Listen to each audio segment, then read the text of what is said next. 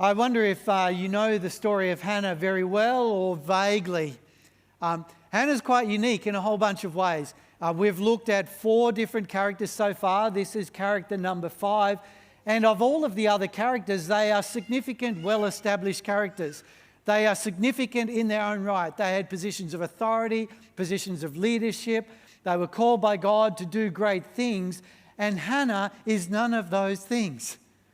Hannah is quite different. She's an ordinary person doing an ordinary life. And for that reason, maybe perhaps more than any other character that we've looked at so far, Hannah is profoundly relatable. She's ordinary. And you too are. Or you are too. I'm not saying that to put you down. I'm not saying you are ordinary. I'm just saying that we are ordinary people. Ordinary everyday people. Is that not true? You know, we live ordinary lives. We do ordinary things. And some of the things are incredibly mundane. Some of the things are the things we don't like doing. I'm not a particular fan of taking our bin out on Wednesday afternoon. I'm less of a fan bringing the bin back because we have a very long, steep driveway. I'm not a fan of mowing grass. I like a nice lawn, but I don't like the work that goes into it. I'm not a big fan of cleaning. I'm not a big one for washing my car. That is overrated in my personal opinion. There are a whole bunch of things in my life that are mundane and ordinary. Now, some of you, that might be a thing called school. Let's not put that in the mundane. This is very important. Some of it might be being nice to your husband and wife. Let's not put that in the mundane either. Right? There are definitely some things that we have to do that are really important. But the reality is that our lives are often mundane. Even going to work, to and from work every day can be mundane. As much as we might love our roles, we can think of other things that would maybe give us more of a rush, a bit more adrenaline, a bit more energy. We are ordinary people. And for that reason, Hannah is a great example. Hannah is a very ordinary person. Hannah is simply a wife and a mother. She was a woman that had great distress. And I love this image I found on the web. Look at the face. Look at the evidence of distress. The artist in this picture has really captured something of who this woman is. And so today I want to ask you this question. Is this a point of resonance for you? Are there moments in your life, maybe it's historical, or maybe it's right now, where your face would demonstrate this kind of, as my version puts it, vexation? Not the most common word these days. I feel like I'd like to use it this week. Maybe someday in the office I might just say to one of the staff members, I'm feeling highly vexed. And see what they do with that. To translate, annoyed or frustrated, right? Fortunately, we have perfect staff, so I never feel vexed. But still the same, I would love to use that word. But vexation, it's kind of like, I don't know, some of these old world words really captivate me. And this picture is trying to capture the vexation that Hannah has experienced. She's annoyed. She's frustrated. She's downcast. She's burdened. She's filled with an abundance of anxiety, and it's written all over her being. Now, you might be really good at hiding things, okay? I get that. But I know that for some of you, there will be challenges and tragedy and traumas and burdens in your life, even though no one else might know them. I know that for some of you, what's going on deep inside is troubling you profoundly. I know that for some of you, you will resonate with Hannah, and no one around you will know that you resonate with Hannah. For others, you may well have shared your stories with friends and family. You may have shared your story with a doctor or a therapist or some other trusted person. But one thing is certain. I am convinced that all of us at some point in our lives will have moments when we resonate with Hannah. and we feel vexed. My challenge to you will be more profound, but I'd love you to use that word this week, just to really get this to settle in your mind. Just sometime when you're talking to someone that you really love, or maybe someone that you really diss, just use the word vexed and see where that goes. Hannah, struggling with her circumstances. And today I want to do two things. I want to explore the circumstances that she found herself in and see how we resonate with those. And secondly, I want to explore what we can learn from Hannah in terms of how we process those challenges. One of the commentators of one of the Bible commentaries that I use said this, that Hannah is portrayed as the most pious woman in the Old Testament. Here she is shown going up to the Lord's house, and no other woman in the Old Testament is mentioned doing this. She's the only woman shown making and fulfilling a vow to the Lord. And she is also the only woman who is specifically said to pray. There's something about Hannah that demonstrates a tremendous devotion to God, to the Lord. And I want to suggest to you today, right from the outset, that needs to be our posture. We need to be people that stand out from the crowd and people who are identified clearly as pious, religious, devout, serious, genuine, authentic in our following of Jesus. We need to be people that the world would look at and think that person is different. And what we talk about today is not going to make a lot of sense if you can't slip into that posture. If you can't slip into that place of being one who is surrendered to the Lord, pious in your devotion to Him. If that doesn't resonate with you, then the points that we look at today won't resonate with you. So let's start by naming our burdens. I'm just going to make the assumption that some of you, if not all of you, will have burdens in your life of varying kinds. Let's quickly look at some of them. We'll find here in Samuel, in chapter 1, particularly in verse, that's too hard for me to read, 10, Hannah was deeply distressed and prayed to the Lord and wept bitterly. I wonder if that's been your journey. Deeply distressed and to actually pray to the Lord, to weep bitterly. Right? I tend to get tears in my eyes when I watch movies. And I was down at a senior pastors conference for 2 days at the beginning of this week, and I was talking to a friend of mine. We go back to Toowoomba days, who's a senior pastor at a church in Brisbane, and he was just sharing some stories of what God was doing in his church. And I'm sitting there, this is breakfast, like lots of reason to be out there making the most of the buffet, and I'm listening to these stories that he's sharing, and I'm weeping. I was just crying. Like, I'm thinking, I said, Sam, this is crazy. Like, I know I cry in movies easily. Like, I'm soft. I just pray, like I cry easily, right, watching a movie. But he's just telling me stories of what God's doing, and my eyes are just filled with tears, and they're running down my face. Like, everyone at the table would have just been able to see that I was crying. Like, it was serious crying. Why was I crying? I was crying because he was telling stories of some people whose lives were falling apart, destroyed, no hope left. And God broke in by His power and brought redemption and restoration. Marvelous story. This woman here, Hannah, says, I am a woman troubled in spirit. That's how she frames herself. I have been pouring out my soul before the Lord. This is her response to Eli the priest, who's kind of thinking, you seem to be drunk, woman. Pull yourself together. And so there's this magnificent picture of a very troubled woman who's so troubled that even the local priest thinks that she's had too much to drink. So let's look at some of these burdens.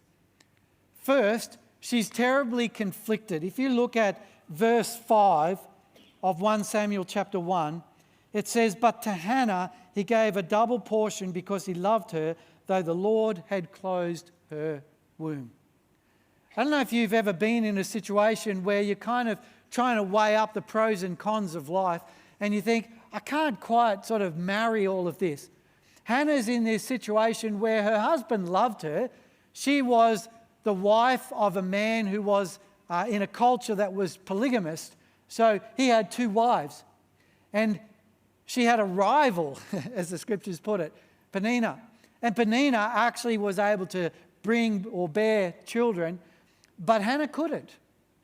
And so she had this torn situation. She was actually favoured. She was deeply loved. The touch of God was on her life in a special sense, and her husband gave her portions of the sacrificial meat. So she was really blessed in a whole bunch of ways, and yet her womb was closed. She could not bear children, and so she's conflicted by the tragedy of her life and the joy of her life. Right? Do you relate with that? Like, there are times in my life when I think, this is really good, but as a shadow in the background, the things that are really bad just cloud my judgment.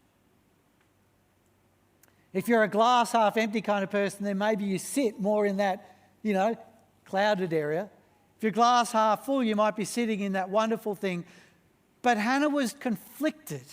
And I think this is a really common situation for most of us. We are often conflicted by the intersection between the wonderful things and the tragic things, the joyous things and the heartache, conflicted between what God is doing that brings us joy and what God is doing or seemingly not doing that brings us heartache. I think this is really relatable.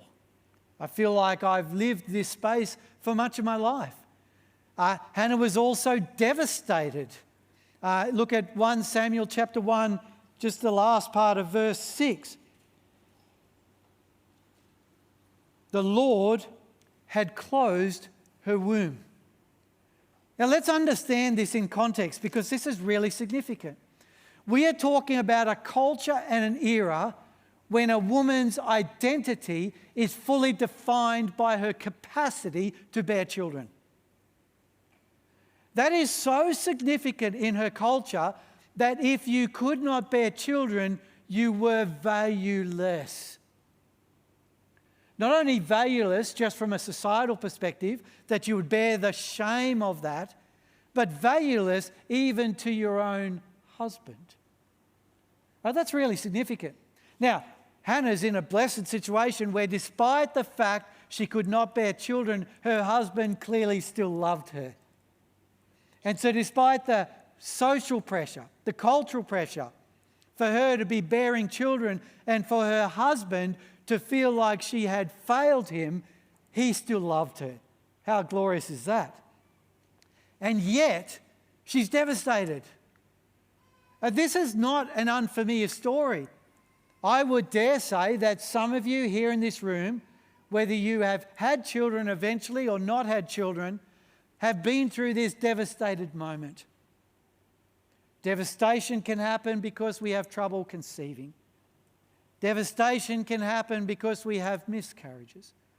Devastation can happen because one of our own children at any stage of life dies before we do.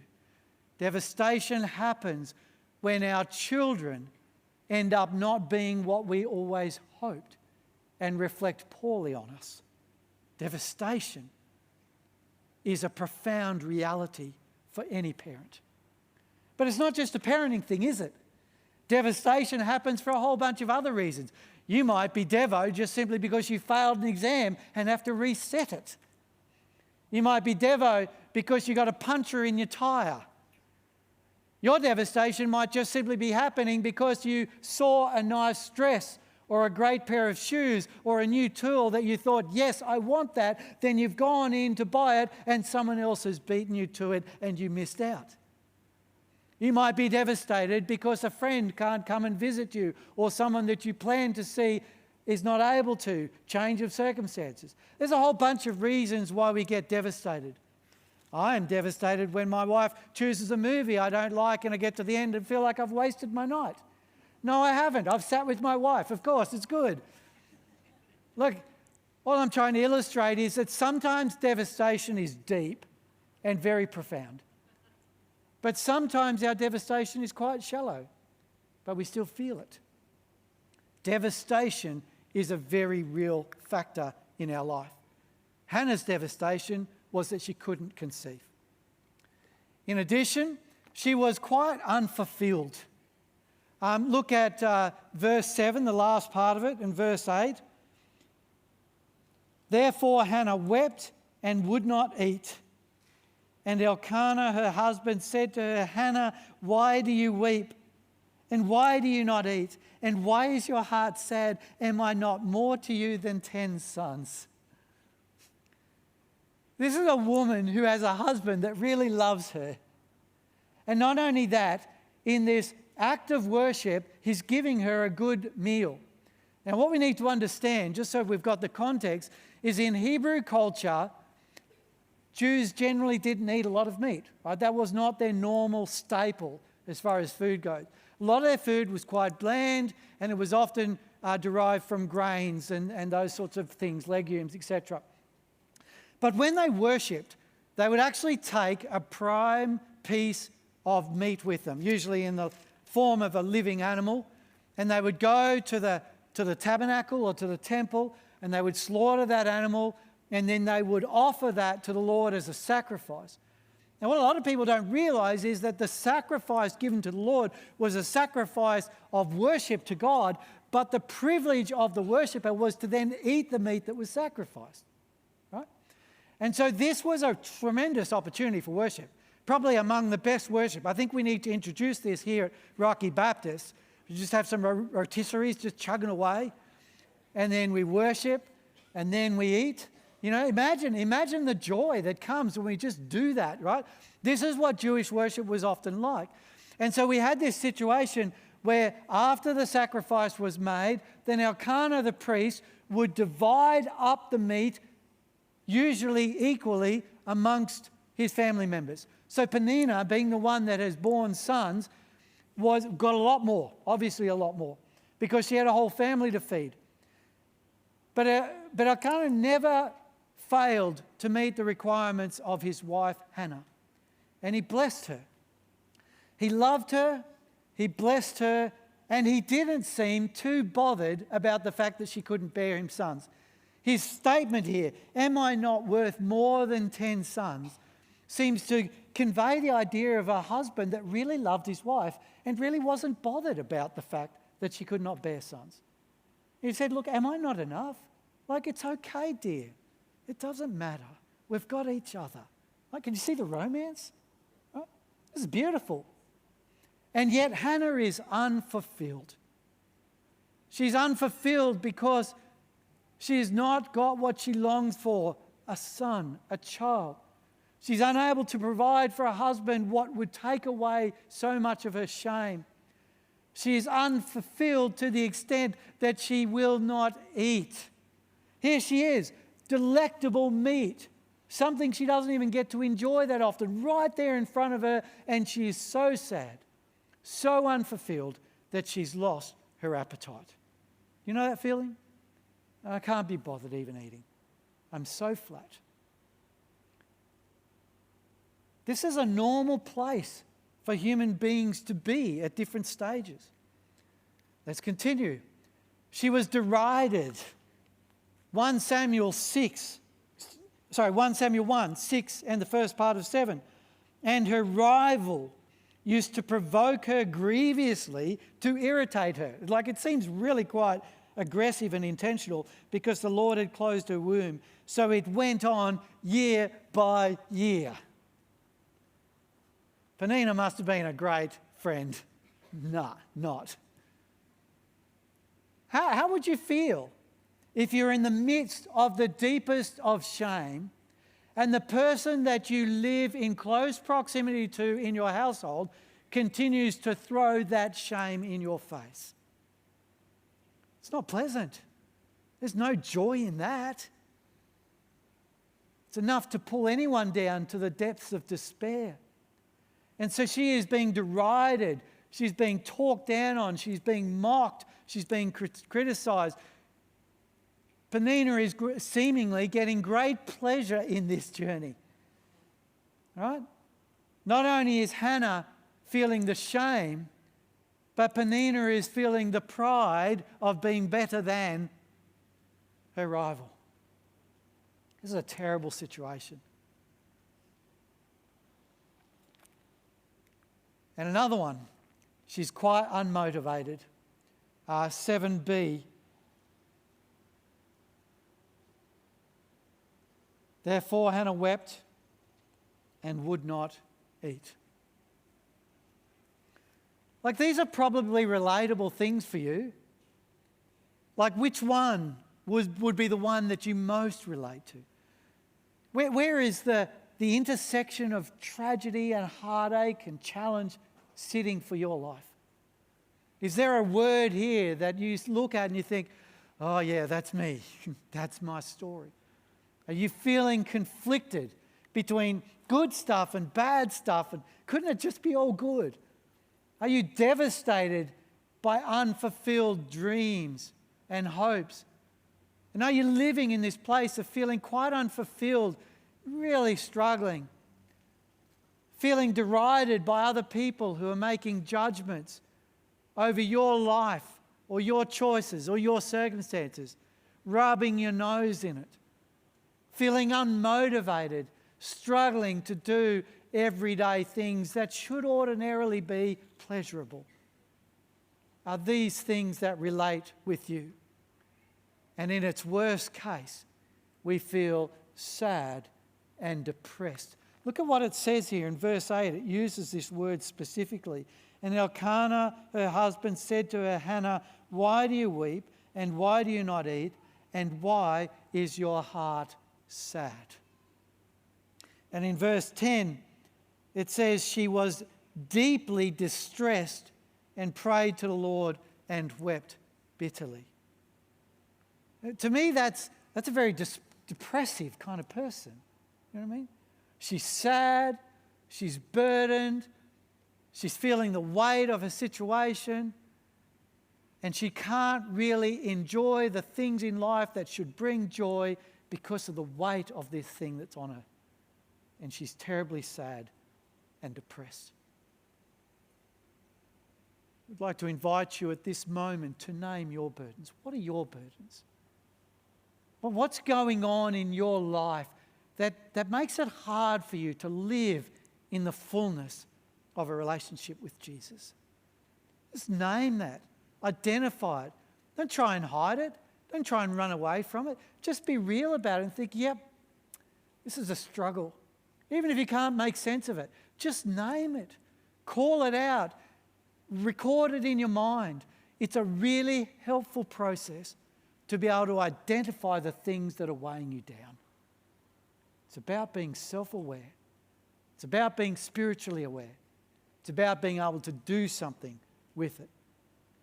Okay, so let's now quickly look at how we can process our burdens. Hannah says, well, it says here that the woman went her way and ate, and her face was no longer sad. This is the end story, right? Think about it, right? Hannah's story is a story of quite a degree of tragedy, quite a degree of heartache, and yet the interesting thing is that she bore a son who was named Samuel, who played a significant and profoundly integral part in the prophetic life of Jewish history. That's remarkable. From all of the heartache, she became the mother of one of the most significant prophets of all time. And because God gave to her a son, and because God answered her question, she continued on with her vow and gave her son back to God. And in the whole process, she found joy, she got her appetite back, and she was able to find the happiness and fulfillment that she'd lost.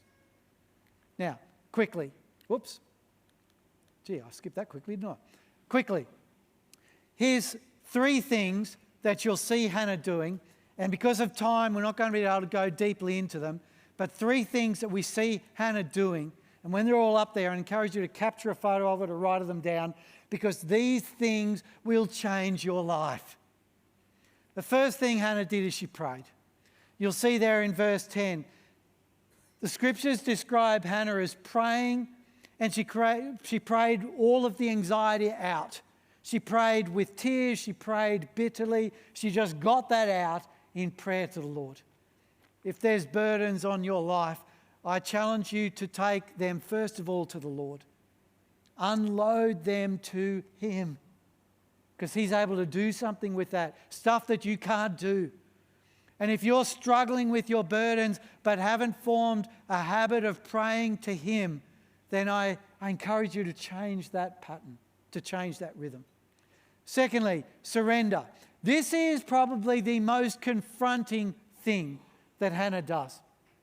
If you look at chapter 1, verse 11a, you'll actually see the degree to which she surrendered. And she vowed a vow and said, O Lord of hosts, if you will indeed look on the affliction of your servant and remember me and not forget your servant, but will give to your servant a son, then I will give him to the Lord all the days of his life, and no razor shall touch his head. There's 2 things I want us to capture here. The first one is at the very beginning, she made a vow. She surrendered herself to the Lord. You see, the mistake that we can make is to turn our back on God when things don't go our way, rather than turn our face towards God. We need to vow. We need to choose to surrender to Him. Make a conscious and cognitive decision to return to the Lord. And then that verse goes on and you'll see the sacrifice. Now here's the confronting part of Hannah's story. I find this profound. Hannah's deeply burdened and she appeals to God prayerfully, totally loaded with vexation. She's in this situation where she is incredibly overwhelmed. She goes to God, and not only does she surrender with a vow, but she actually sacrifices the very thing that she's asking for back to God. How crazy is that? So desperately longing for a son and willing to make any sacrifice for her prayer to be answered. Are you willing to do that? To sacrifice even the most prized possessions, your own life and blood or any other number of things, to sacrifice that as an expression of the seriousness of your petition. That's mind-boggling, is it not? That is arresting. That captivates me in no uncertain terms. This idea that dealing with your burdens is actually intrinsically wrapped up in making an even greater sacrifice than you've ever made before. That is not the natural way of our human desire, is it not? Instead of trying to fix the problem, instead of trying to bring stuff into our lives that will somehow or other restore the situation, we push deeper into the purposes of God and move deeper into sacrifice. You may well already feel like you're sacrificing your life. You may already feel the burden is a sacrifice. But Hannah's example would encourage us to push even further into that and to sacrifice even more, that we might experience the fullness of the purposes of God. That's mind-boggling stuff. Fourth, let go. This is perhaps one of the most difficult things to do, but let go. Look at chapter 1, verses 17 and 18, and see what Hannah does. Then Eli answered, "Go in peace, and the God of Israel grant your petition that you have made to him." So the priest has heard Hannah's prayer, and we would assume that in the Spirit of God, he has sensed that this prayer is going to be answered. So he says, "Go, and God's going to answer your prayer." She takes that at face value, and in verse 18, she says, "Let your servant find favor in your eyes." Then the woman went her way and ate, and her face was no longer sad. She let go. She's presented this to God. She's petitioned God. She's even got a word of knowledge from the priest. And so she has then gone away and she's celebrated in the festivities of the worship of the rest of her family. She's gone and ate the beautiful meat.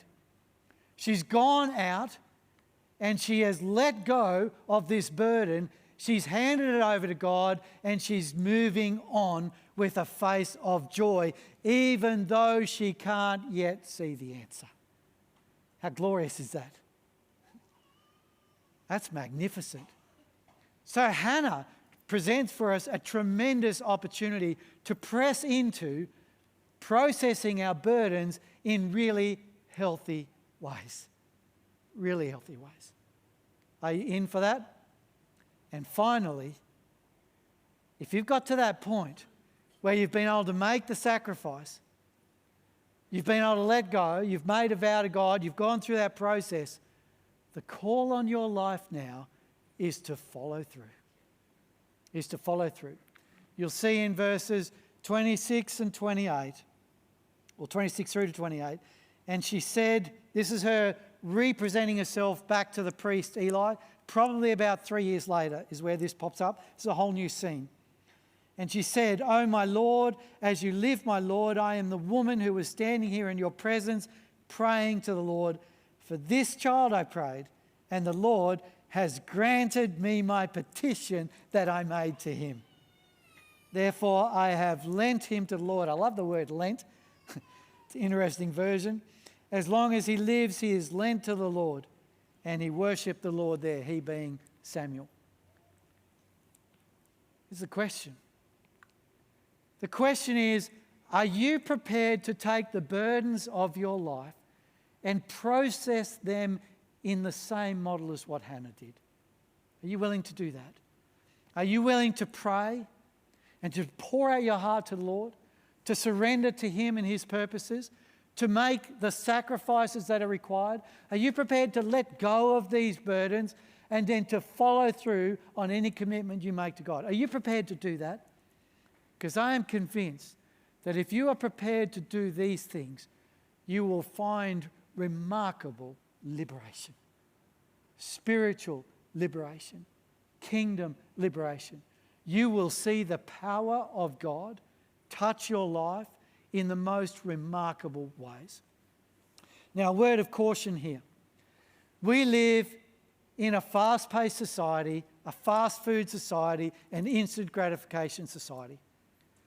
One of the things that I have realized in more recent years of my life is that many of the words of the Lord and the solutions of the Lord took generations. So this is a hard word. This might be something that God addresses for you immediately. Within days, you might see the miraculous hand of God at work in your life. But it might be weeks or months, or maybe even years or decades. It may even be possible that the burden of your life is not resolved until you've passed away and your children experience the benefit of that resolution.